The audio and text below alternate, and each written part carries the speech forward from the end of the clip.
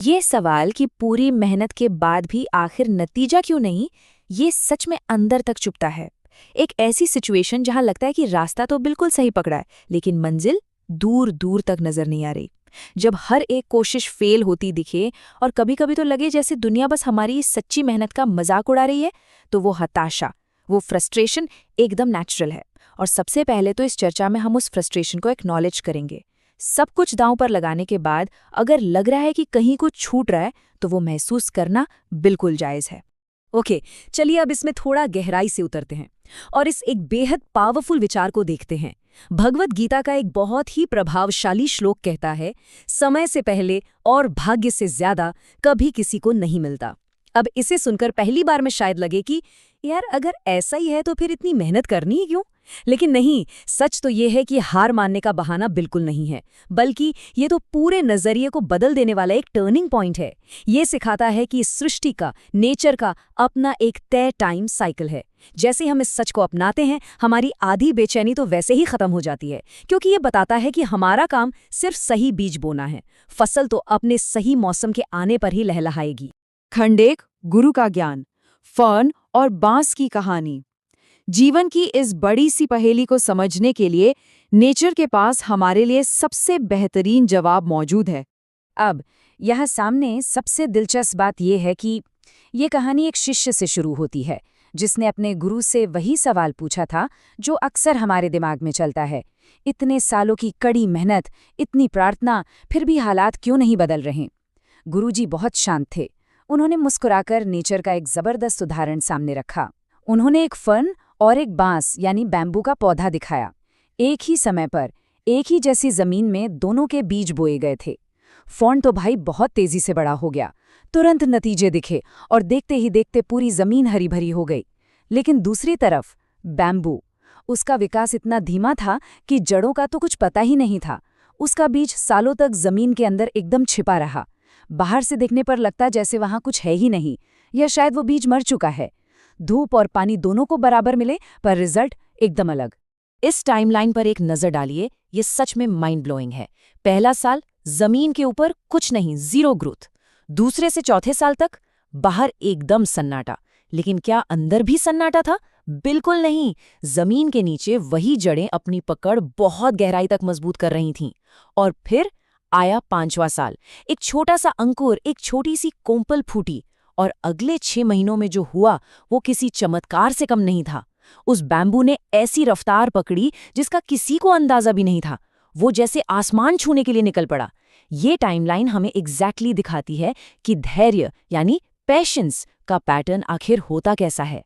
100 foot, जी हाँ, पूरे 100 foot. ये नंबर अपने आप में एक पूरी कहानी बयान कर रहा है। जरा सोचिए, जो पौधा पूरे 4 साल तक जमीन के बाहर झांका तक नहीं, उसने सिर्फ 6 महीने के अंदर 100 फुट की ऊंचाई को छू लिया। ये उस अटूट धैर्य का, उस शांति का सबसे बड़ा और सबसे शानदार इनाम है। ये 100 फुट का आंकड़ा चीख चीख कर बता रहा है कि असल में जो असली और बड़ी सफलता होती है, उसकी स्पीड बहुत तेज होती है। बस शर्त यह है कि उसकी तैयारी को पूरा वक्त दिया गया हो। ये कोई आम लंबाई नहीं है, ये उस सारी अदृश्य मेहनत का पक्का सबूत है। तो सबसे जरूरी बात यह है कि वो बांस मरा नहीं था।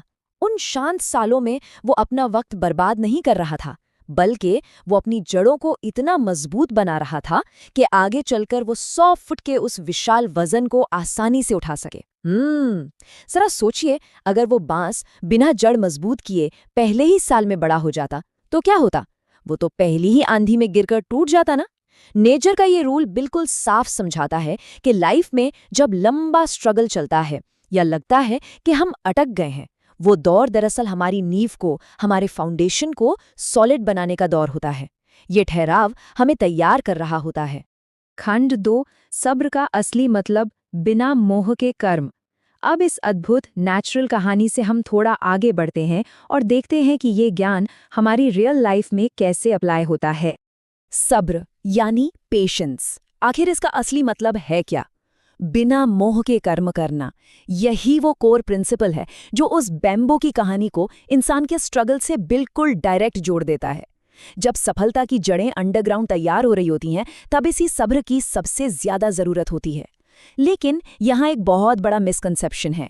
सब्र का मतलब हाथ पर हाथ रखकर खाली बैठना और वक्त के बीतने का इंतजार करना बिल्कुल नहीं है।